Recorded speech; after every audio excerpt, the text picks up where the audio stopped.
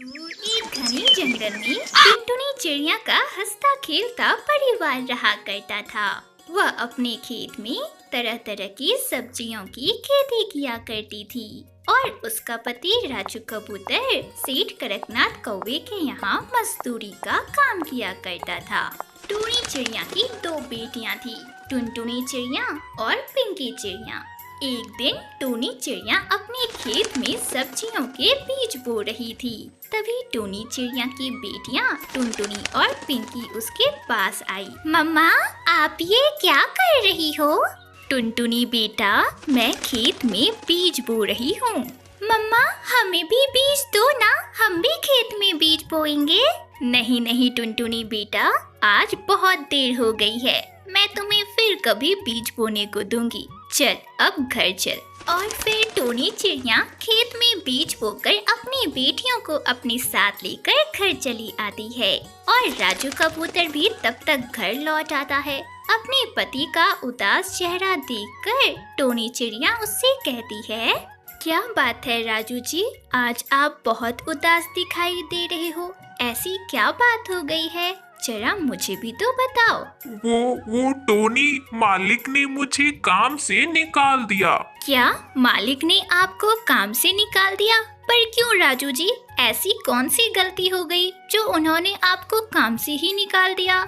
Tony, मालिक को हमारे खेत की जमीन चाहिए। मालिक उस पर शॉपिंग मॉल बनाना चाहते हैं और मैंने खेत देने से मना कर दिया। मालिक नाराज हो गए और मुझे काम से निकाल दिया। राजू जी, आपने बहुत अच्छा किया कि सेठ जी को अपना खेत देने से मना कर दिया। कोई बात नहीं, अगर मजदूरी नहीं है क्या हुआ, खेत तो है ना, हम दोनों मिलकर अपने खेत में खेती करेंगे। और फिर अगले ही दिन से राजू कबूतर अपनी पत्नी के साथ अपने खेत में खेती करने लगता है।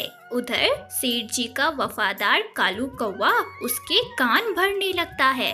मालिक, मालिक, जब घी सीधी उंगली से ना निकले तो उंगली टेढ़ी करनी पड़ती है। क्या क्या मतलब है तेरा कालू? अरे जरा खुलकर बताओ, यूं पहेली मत बुझा।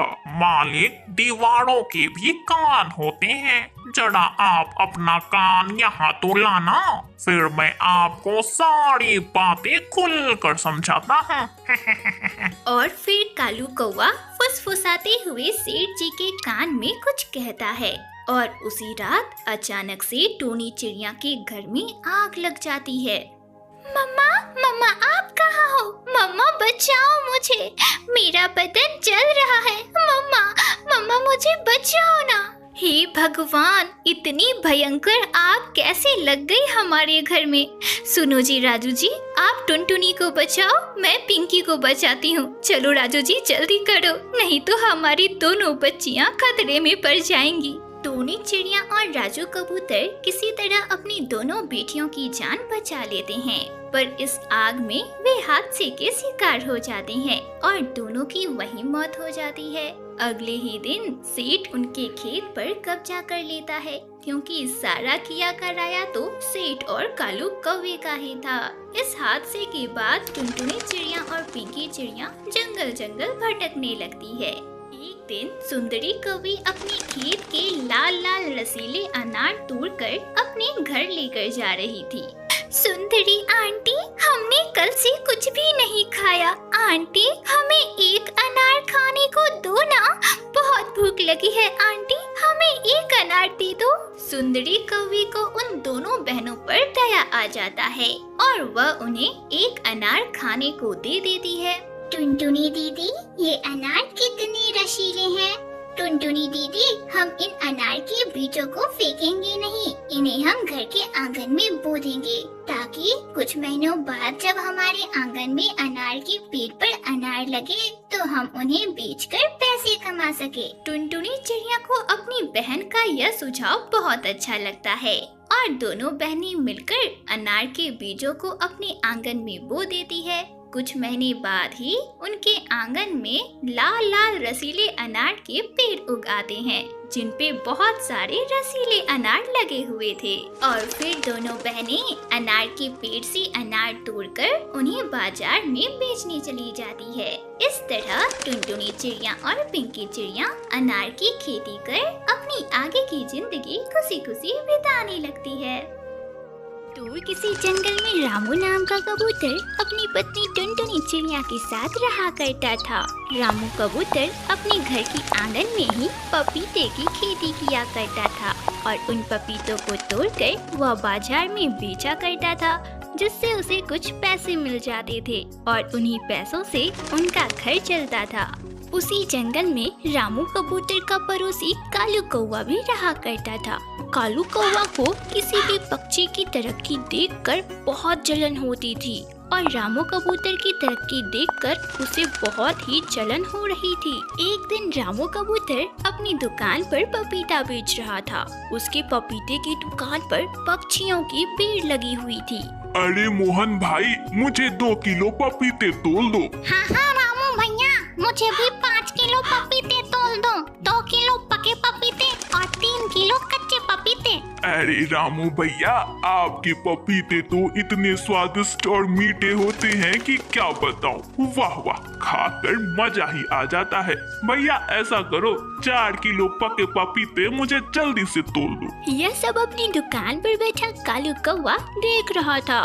उसे रामू कबूतर से बहुत जलन हो रही थी, क्योंकि उसकी दुकान पर एक भी ग्राहक नहीं थे। इस बाजार में मेरी कितनी बड़ी दुकान है और मेरी ही दुकान पर एक भी ग्राहक नहीं आता, और इस रामू कबूतर की दुकान कितनी छोटी है और ग्राहकों को तो देखो, ग्राहकों की तो भीड़ लगी हुई है इसकी दुकान पर। ना ना ना ना कानू, ऐसे नहीं चलेगा।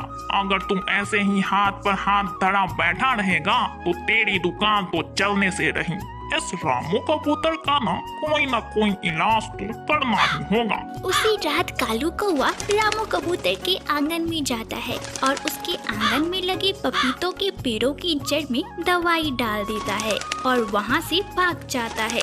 अगले दिन जब टुनटुनी चिड़िया अपने आंगन में पपीतों को तोड़ने जाती है तो देखती है कि सारे पपीते खराब हो चुके हैं। अरे रे रे, इन पपीतों को क्या हो गया? मुझे जल्द रामू जी को बताना होगा।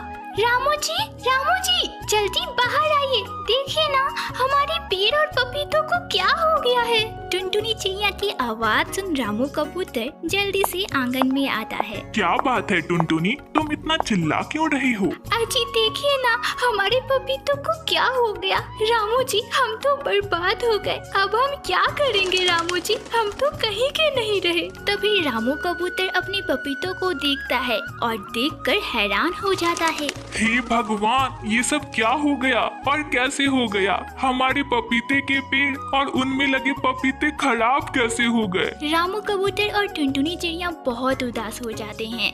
यह सब देखकर दूर एक पेड़ पर बैठा कालू कौवा मन ही मन खुश हो रहा था। अब जाकर मेरे कलेजे को ठंडक मिली है। मुझे कितना सुकून मिल रहा है उन दोनों को रोता हुआ देखकर।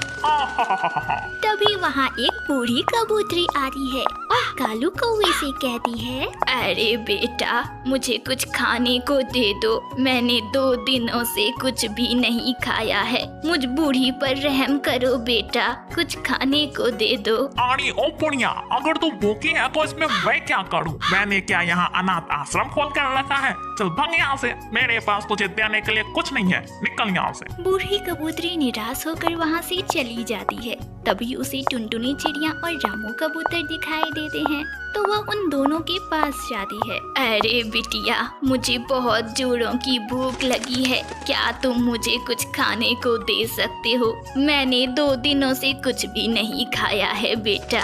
हाँ अम्मा, क्यों नहीं, आइए मैं आपको खाना खिलाती हूँ। टुनटुनी चिड़िया और रामू कबूतर उस बूढ़ी कबूतरी को अपने घर के अंदर लेकर आते हैं और टुनटुनी चिड़िया उस बूढ़ी कबूतरी को खाना खिलाती है।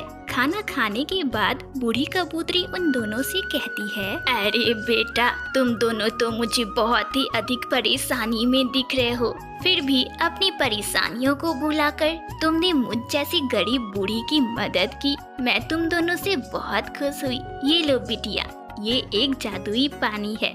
इन पानी को अपने पपीते के पेड़ पर जाकर डाल दो, तुम्हारी सारी समस्याएं हल हो जाएंगी। रामू कबूतर उस जादुई पानी को अपने आंगन में ले जाकर पपीते के पेड़ की जड़ों में डाल देता है। अगली सुबह जब रामू कबूतर और टुनटुनी चिड़िया अपने आंगन में पहुंचते हैं तो पपीतों के पेड़ को देखकर उनकी खुशी का ठिकाना नहीं रहता। पपीतों के पेड़ में बहुत सारे पपीते लगे रहते हैं और एक पपीते के पेड़ में तो सोने के पपीते थे। अरे रामू जी, ये पपीता तो सोने का है। हाँ टुनटुनी, यह सब उस गरीब बूढ़ी अम्मा के जादुई जल का कमाल है। धीरे धीरे रामू कबूतर और टुनटुनी चिड़िया बहुत अमीर हो जाते हैं और वे अब गरीब पक्षियों की मदद भी करते हैं। यह सब देखकर कालू कौवा मन ही मन सोचता रह जाता है। कुछ भी समझ नहीं आ रहा है। मैंने तो इनके पपीते के पेड़ को खराब कर दिया था, तो फिर आखिर ये इतने अमीर कैसे हो गए? बहुत समय पहले की बात है। नंदनवन जंगल में टुनटुनी चिड़िया अपने माता पिता के साथ रहा करती थी। टुनटुनी चिड़िया के पिता रामू कबूतर अपने खेत में कद्दू की खेती किया करते थे और कद्दू को बेचकर उसे जो पैसे मिलते थे उसी से उनका घर चलता था। उसी जंगल में एक बहुत ही दुष्ट और लालची जमींदार रहा करता था जिसका नाम था सेठ कड़कनाथ कौवा। सेठ कड़कनाथ कौवा पक्षियों की उपजाऊ जमीन को जबरदस्ती हड़प लिया करता था और अगर कोई पक्षी उसका विरोध करता था तो वह उसे मार कर फेंक देता था। एक दिन जब रामू कबूतर अपने खेत पर काम कर रहा था तभी वहाँ लालची जमींदार अपने कुछ साथियों के साथ आ जाता है और रामू कबूतर को धमकाते हुए कहता है, अरे ओ रामू, चल यहाँ आ और यह खेत मेरे नाम कर दे। इसके बदले मैं तेरा सारा कर्ज माफ कर दूंगा। कैसा कर्ज माई बाप? मैंने तो आज तक आपसे कोई कर्ज लिया ही नहीं। अरे रामू, तू मुझसे साड़पत्ती कर रहा है रे? अरे तूने मुझसे पिछले साल ही 2 लाख रुपए नहीं लिए थे और ब्याज मिलाकर पूरे 3 लाख रुपए अब हो गए हैं। और अगर तुझे विश्वास नहीं हो रहा तो ये देख, ये है मेरे पास वे कागजात जिस पे तेरे पंखों के निशान भी हैं। अरे सेठ जी, मुझ जैसे गरीब पर यह अत्याचार ना करो सेठ जी, यह सब झूठ है। अगर आपने यह खेत मुझसे ले लिया तो मेरा परिवार भूखे मर जाएगा सेठ जी। देख रामू, अभी तक मैं तुझे बहुत ही प्यार से समझा रहा हूँ। अगर तूने मेरी यह बात नहीं मानी ना तो देख रहे हो ना मेरे हट्टे कट्टे नौजवानों को, यह तुरंत ही तुम्हें स्वर्ग पहुंचा देंगे। क्या बोलते हो? रामू कबूतर सेठ कड़कनाथ कौवे का सामना नहीं कर सकता था, इसलिए वह चुपचाप अपनी जमीन सेठ कड़कनाथ कौवे को दे देता है और दुखी मन से घर वापस आ जाता है। अजी रामू जी, क्या बात है? आज आपकी तबीयत कुछ ठीक नहीं लग रही। टूनी चिड़िया के इतना बोलते ही रामू कबूतर फूट फूट कर रोने लगता है। अरे टोनी, सब बर्बाद हो गया। जमींदार ने हमारी जमीन पर कब्जा कर लिया। अरे वह कहता है कि मैंने उससे कर्ज लिया है, पर मैं टुनटुनी की कसम खाकर कहता हूँ मैंने जमींदार से कोई भी कर्ज नहीं लिया है। ये क्या बाबा, आप उस जमींदार से डर गए? बाबा, अभी तुरंत आप मेरे साथ उस जमींदार के पास चलो। मैं अभी उस दुष्ट से आपकी जमीन आपको वापस लाती हूँ। टुनटुनी चिड़िया अपने पिता रामू कबूतर के साथ जमींदार के घर जाती है। अरे ओ दुष्ट जमींदार, तूने मेरे बाबा की जमीन क्यों हड़प ली? जल्दी से उन्हें वापस करो, नहीं तो तुम्हारे लिए ये अच्छा नहीं होगा। अरे बाप रे, तेरी बेटी तो बड़ी ही खूबसूरत है। अरे ओ रामू, तू एक काम कर, तू अपनी बेटी की शादी ना मुझसे करा दे, इसके बदले मैं तेरी जमीन तुझे वापस कर दूंगा। देख लिया ना टुनटुनी बेटा, ये मुखिया कितना घटिया पक्षी है। अब चल बिटिया, यहाँ से चल, मैं दूसरे के जमीन में ही काम करके तुम लोगों का किसी तरह पेट पालूंगा। चल अब यहाँ से। इसी तरह कुछ दिन बीत जाते हैं। अब रामू कबूतर हड़िया तोता के यहाँ काम करने लगता है। एक दिन टुनटुनी चिड़िया अपने पिता रामू कबूतर को भोजन देने जा रही थी, तभी रास्ते में उसे किसी चिड़िया के कड़ाहने की आवाज सुनाई देती है। पानी, अरे कोई पानी पिला दो, पानी पानी। टुनटुनी चिड़िया जब पास वाले खेत में जाकर देखती है तो झाड़ियों में एक घायल कौवी उसे दिखाई देती है। ये लीजिए आंटी, पानी पी लीजिए। पानी पीते ही वह कौवी एक जादूगरनी में बदल जाती है और टुनटुनी चिड़िया से कहती है, तुम एक बहुत ही अच्छी और नेक दिल की चिड़िया हो। तुम्हारा हृदय बहुत ही साफ है। तुम्हारी इस दयालुता से आज मैं बहुत खुश हुई। ये लो बिटिया, मैं तुम्हें कुछ जादुई बीज देती हूँ। जाओ, इसे अपने खेत में बिखेर दो। इससे तुम्हारे सारे दुख और तकलीफ दूर हो जाएंगे। इतना बोलकर वह जादूगरनी कौवी वहाँ से गायब हो जाती है।